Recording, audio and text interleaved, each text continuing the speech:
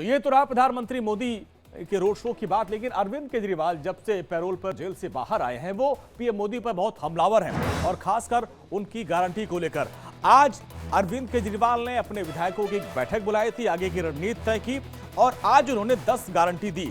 10 guarantee के साथ साथ उन्होंने प्रधानमंत्री मोदी की गारंटी पर भी हमला किया और कहा कि पीएम ने जो भी गारंटी दी वो पूरी नहीं की है और मैं अरविंद केजरीवाल देश को 10 गारंटी देता हूं और गरीब लोगों को मुफ्त बिजली देंगे। सभी का रोड मैप मैंने तैयार कर लिया है, हर बच्चे को फ्री शिक्षा दी जाएगी, नए भारत का विजन भी तैयार है, सोच समझकर गारंटी दे रहा हूं और केजरीवाल की गारंटी एक ब्रांड है। पीएम मोदी कहते हैं कि मोदी की गारंटी का मतलब गारंटी पूरी होने की गारंटी। अब उसमें केजरीवाल भी गारंटी दे रहे हैं, कह रहे हैं भाई हमारी गारंटी एक ब्रांड है।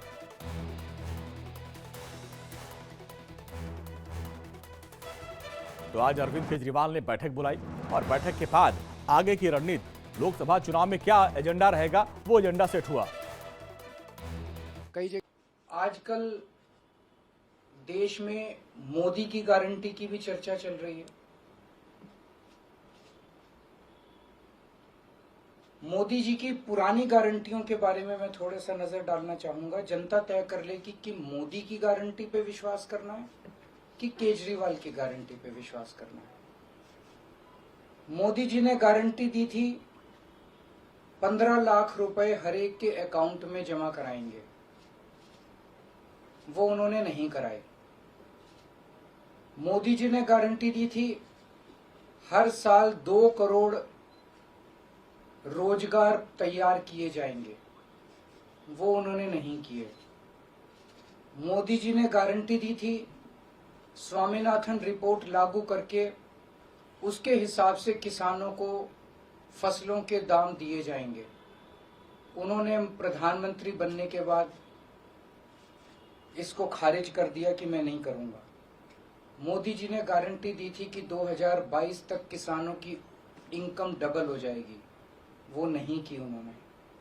मोदी जी ने गारंटी दी थी कि 2022 तक इस देश के हर घर के अंदर 24 घंटे बिजली का इंतजाम किया जाएगा। आज भी देश के कोने कोने तो छोड़िए, देश के कई शहरों के अंदर बिजली के लाले पड़े हुए हैं, बिजली के बड़े बड़े लंबे लंबे पावर कट लगते हैं।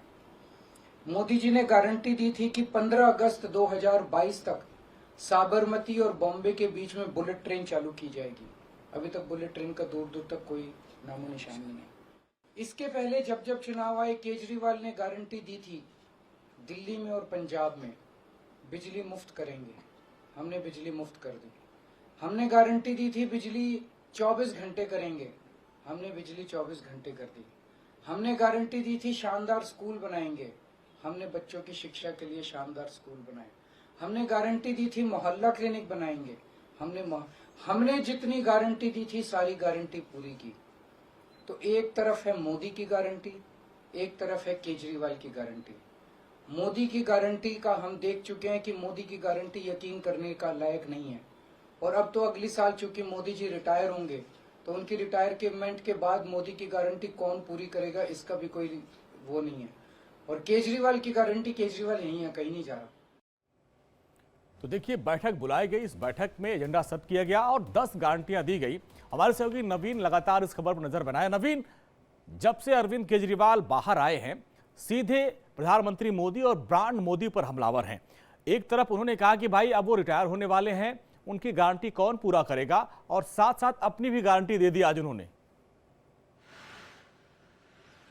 बिल्कुल, देखिए बता दें कि यह पहली बार नहीं है जब अरविंद केजरीवाल ने अपनी गारंटी दी है। इससे पहले तमाम चुनावों में अरविंद केजरीवाल की गारंटी अरविंद केजरीवाल देते रहे हैं। हालांकि इस बार गारंटी देने में थोड़ी देरी हुई क्योंकि अरविंद केजरीवाल जो दिल्ली शराब घोटाला था उस मामले में जेल में थे, लेकिन अरविंद केजरीवाल ने आज गारंटी दी और अरविंद केजरीवाल का जो पुराना अंदाज है उसी अंदाज में बोलते हुए अरविंद केजरीवाल ने देशवासियों के लिए 10 गारंटी दी है, जिसमें फ्री बिजली, अच्छी चिकित्सा सुविधा, अच्छे स्कूल बनाना, अग्निवीर जो योजना है उसको बंद करना। सेना पे बात करते हुए अरविंद केजरीवाल ने कहा कि आर्मी को फ्री हैंड दिया जाएगा और चाइना और जो पाकिस्तान द्वारा जो भारत की जमीन ऑक्यूपाई की गई है उन जमीनों को छुड़ाया जाएगा। उसके अलावा अरविंद केजरीवाल ने कहीं ना कहीं व्यापारियों के लिए बात की और ये भी कहा कि जो जीएसटी है उसको पीएमएलए के दायरे से बाहर लाया जाएगा। तो निश्चित तौर पर अरविंद केजरीवाल ने अपनी 10 गारंटी जनता के बीच रखी है। नवीन, देशवासियों के लिए। हर चुनाव में अरविंद केजरीवाल गारंटी देते हैं और कहते हैं कि भाई उसका रोड मैप हमारे पास तैयार है। अभी आपने एमसीडी चुनाव कवर किया, देखा होगा, उस वक्त भी ये कूड़े के पहाड़ पर बहुत बवाल हुआ था। उन्होंने कहा भाई बीजेपी के पास कोई विजन नहीं, हमारे पास गारंटी है, उसका विजन रोड मैप तैयार है। लेकिन वो भी देखिए गारंटी है। बिल्कुल, देखिए कूड़े के पहाड़ दिल्ली के जो तीनों एंट्री पॉइंट हैं, चाहे वो गाजीपुर बॉर्डर हो, चाहे वो भलसवा हो या फिर ओखला, इन तीनों जो एंट्री पॉइंट है दिल्ली में, वहां पर कूड़े के पहाड़ हैं। इसे लेकर कई तरह के सवाल भी उठते रहे हैं और जब आम आदमी पार्टी से इसे लेकर सवाल किया जाता है तो आम आदमी पार्टी ये दावा करती है कि उसकी जो ऊंचाई है, लंबाई है, वो घट रही है। लेकिन देखना होगा कि क्या वास्तव में अगले एमसीडी चुनाव के पहले वो कूड़े के पहाड़ खत्म होते हैं या नहीं। मुझे याद है कि कुछ दिनों पहले जो गाजीपुर लैंडफिल साइट है वहां पर आग लग गई थी और उसका धुआं कई दिनों तक उस क्षेत्र में फैलता रहा था।